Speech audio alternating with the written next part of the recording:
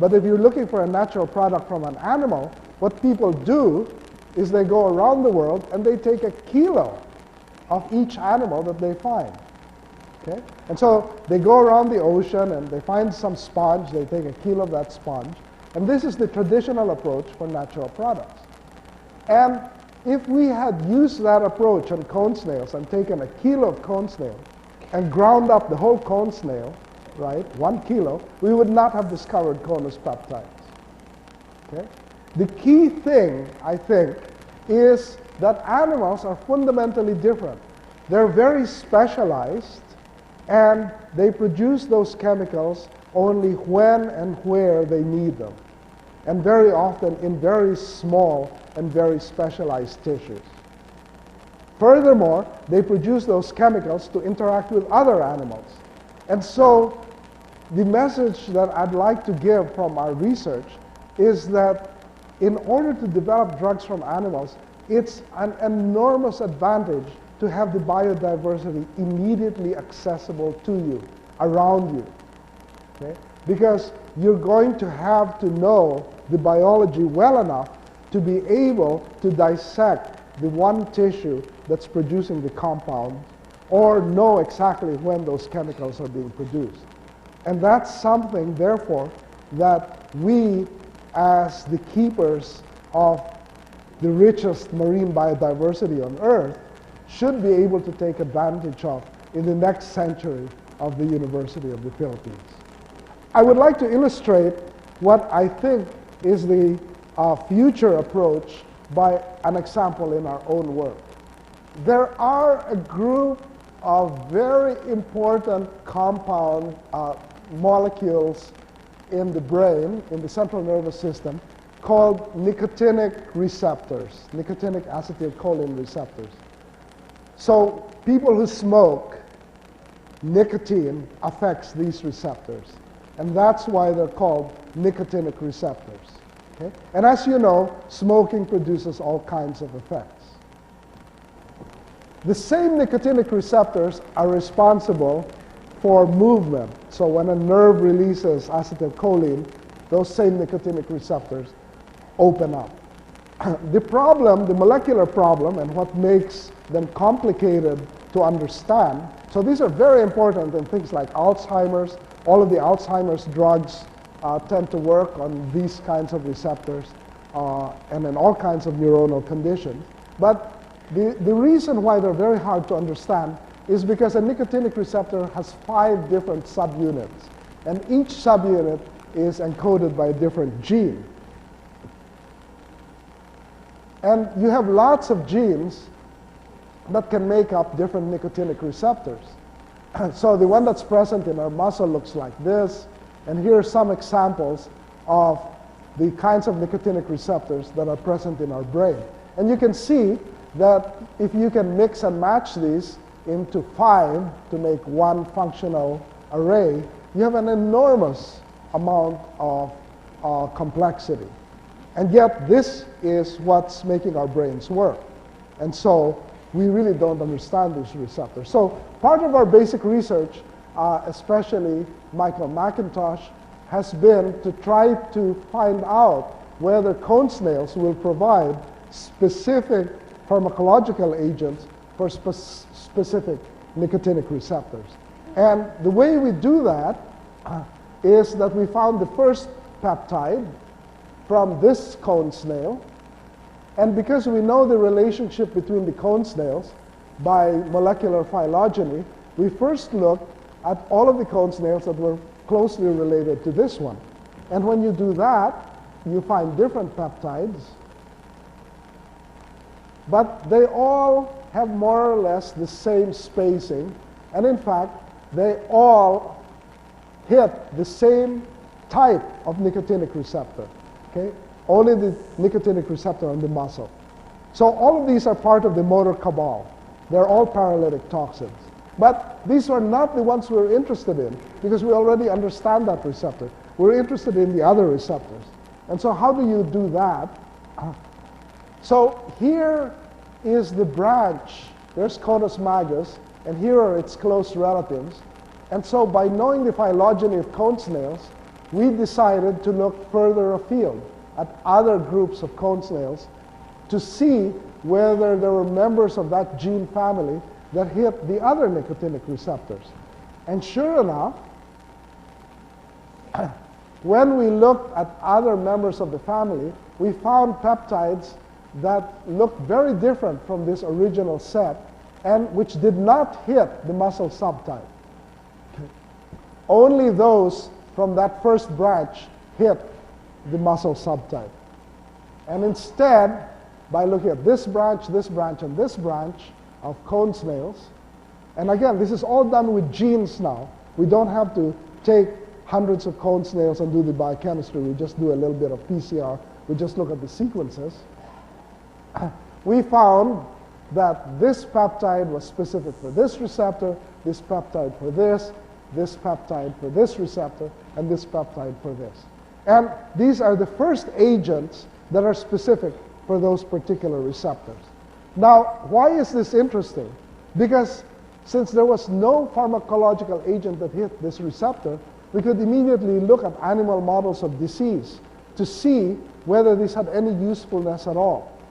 And it turns out that this peptide, which hits this particular receptor, is very useful in animal models of pain where the pain comes from nerve injury. So if you injure your nerve, then what happens is your immune system begins to attack that nerve, and very often, as a result, because of the inflammation of your nerve, you suffer from a severe pain syndrome. And what we found was that by inhibiting this receptor, we were able to inhibit the formation of that pain syndrome. So somehow, this receptor is important in signaling between an injured nerve and the immune system. And if you inhibit it, you therefore don't get the pain syndrome that normally one gets. So you can see that there are benefits to using this particular approach. So by using biodiversity and knowing your biodiversity, how things are related to each other, it then becomes possible, and also knowing enough anatomy to know where the compounds are made, it now becomes possible to use our biodiversity for a future biotech industry and a future pharmacological industry. I'd like to close by saying that one of the few good effects of smoking is that smoking seems to protect people from Parkinson's disease. Okay? And so, although of course smoking has all kinds of bad effects, there is good statistical data that the heavier you smoke, the less likely you are to get Parkinson's disease. So presumably, there is a nicotinic receptor that mediates this effect of nicotine on Parkinson's disease. So we wanted to know which nicotinic receptor might be affecting these good effects of smoking, of nicotine, to prevent Parkinson's disease. And we found a peptide shown here that in fact binds the regions that are important in Parkinson's disease. So this is called the dopaminergic circuitry. And by labeling this peptide, we found that it labeled the regions where dopamine was bound. The problem is that it turns out that this particular peptide did not distinguish between two different receptors. So this was a case where the peptide was not in fact specific enough. But again, a chemistry background comes in handy. One can therefore use chemistry to change some of the amino acids, and whereas the original peptide wouldn't distinguish between these two receptors, by making a derivative of the peptide, we can now distinguish between these receptors, and we can show that this is the receptor that may be important for Parkinson's disease. So you can see there are lots of applications here.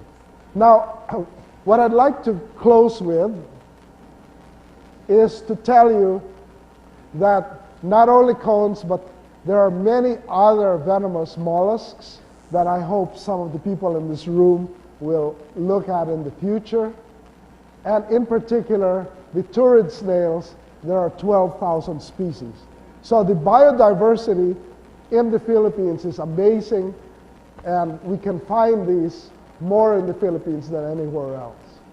So Turids are beautiful animals, as shown here, and some of these have not been named yet.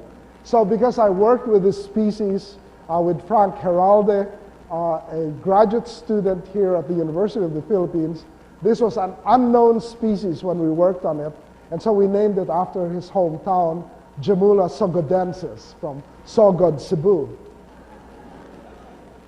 This is another unknown species that we had to name. So these are examples. 90% of Turids in the Philippines have not yet even been named.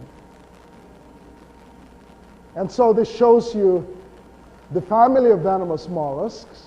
And in thinking about the biodiversity of the Philippine archipelago, I'd like to quote Rizal, who called the Philippines the pearl of the Orient Seas. And for marine biodiversity, Jose Rizal's words are obviously appropriate. The Philippines is indeed the pearl of the Orient Seas. However, I think that our research has another component besides the biodiversity, and that is the maritime traditions of Philippine culture. Okay? I think the maritime traditions of Philippine culture are really underappreciated, and we should make it really part of our education as to what a Filipino is, because those maritime traditions are extremely innovative and have led to accomplishments that are both grand and small. Among the grand innovations was the outrigger canoe. When we look at a banca with two bamboo poles next to it, we take this for granted. But this was in fact the innovation that allowed our ancestors to colonize all of Indonesia and the Malay Peninsula, and to go from there to Samoa and the whole Polynesian islands and west to Madagascar. This is not the way I learned my archaeology in the 50s, but the latest archaeological evidence shows that in fact it was the outrigger canoe that made it possible for our ancestors to spread from the Philippines to Indonesia and the Malay Peninsula. So as Jarrett Diamond in his book Guns, Germs, and Steel said, this technical innovation is led to much more impressive, much more important voyages of discovery than the later voyages of discovery of Europeans like Magellan and Columbus, because they were much more far-reaching. So I think that we owe a lot to Philippine maritime traditions in our culture, and we should be proud of that maritime tradition. But in our own work, I think we tend to take for granted the fact that if you go to any fishing village in the Philippines and you look at the public market, you see an amazing amount of seafood, diversity of seafood for sale. And we take that for granted because that's always true. You go anywhere in the Philippines and you see really just remarkable biodiversity on sale at our public markets. This is not true anywhere else in the world. And Philippe Boucher, who carried out a biodiversity survey here in the Philippines, he was very impressed when he came here. And then 2 years later, he went to the Solomon Islands and did a biodiversity survey there. And he said the difference between the know-how of the Filipino fishermen about the biodiversity around them and how and where to harvest